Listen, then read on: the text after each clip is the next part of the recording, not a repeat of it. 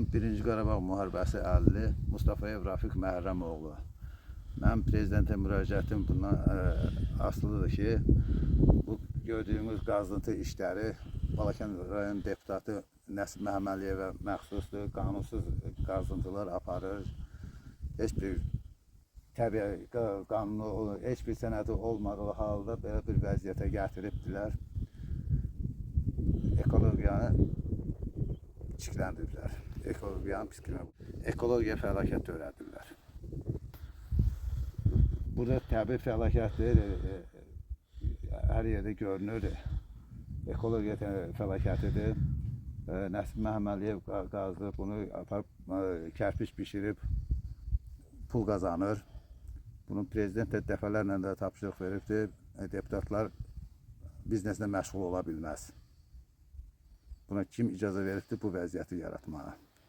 Buradan da bu kərpiç, buradan qazıntı işi aparıb, kərpiç bişirib, buradan qazandığı gəlirlə çobanın cinayətini örtbasdır edirlər. Çobanın elədikləri cinayəti örtbasdır edirlər. Yəni, çobanın hansı cinayətinin üstünü örtüb bastır edirlər? Çobanın cinayəti bundan ibarət. Mənim qızımı 2023-cü ildə çobanı, onların çobanı mənim kızımın qaynatası olubdu.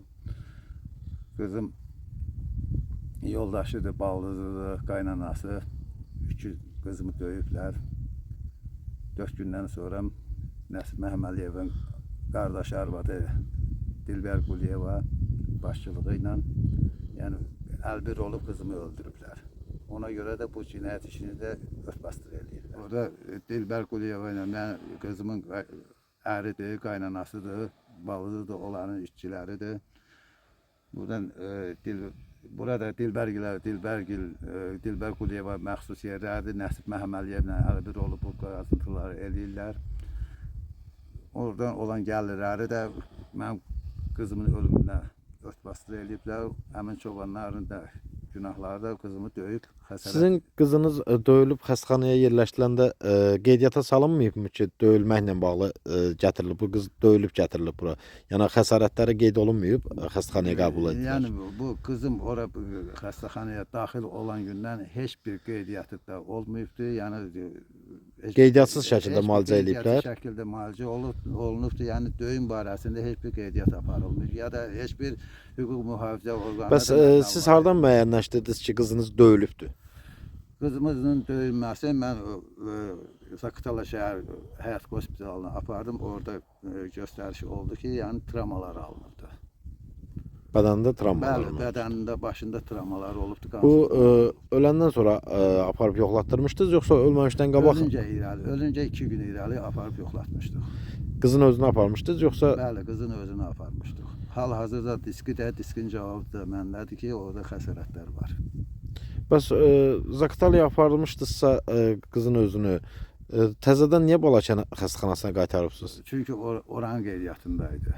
Zaqatala götürmədi? Yəni götürmədi. Yəni buraya Zaqatala özəl klinikadır ora.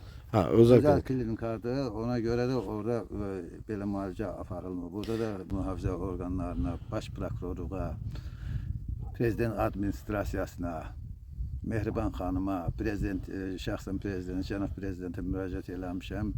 4 dəfə cənab prokurorun qəbulunda olsam da heç bir əhəmiyyəti olmayıbdır. Yəni cinayət xitam verilibdir. Hələ biraz irəli gedin.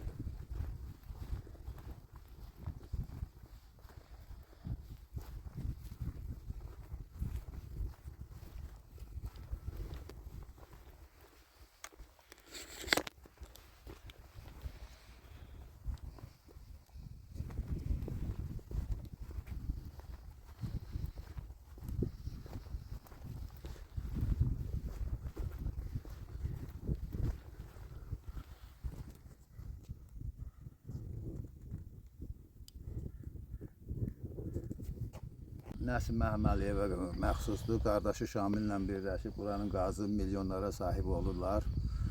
Yəni orada buranın gününə düşəsidir. Burada da açıq-aşkar görünür ki, yəni torpağın bir qatı məhv olubdur.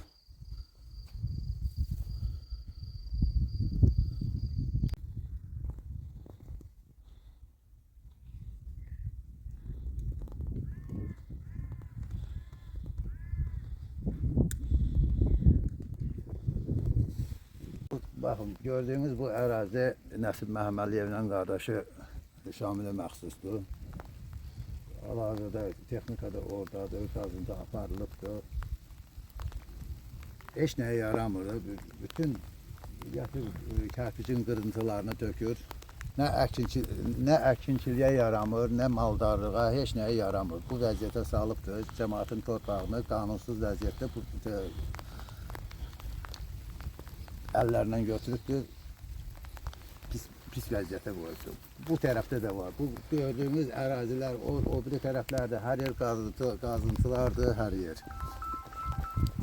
Köhnədən də qazılan yer var, bir neçə il irəlidə qazılan yerlər var. Yəni heç nəyə yaramır, yararsız haldadır torpaq. Bu torpaqla da yenə deyirəm sizə, bu torpaqla da hep kərpiç bişirib, bunun pulu ilə, bunun qazandığı pulu ilə də mənim qızımın ölümünə rastbastır elimdə. Xahiş edirəm bu barədə mənə köməklik eləyəsiniz.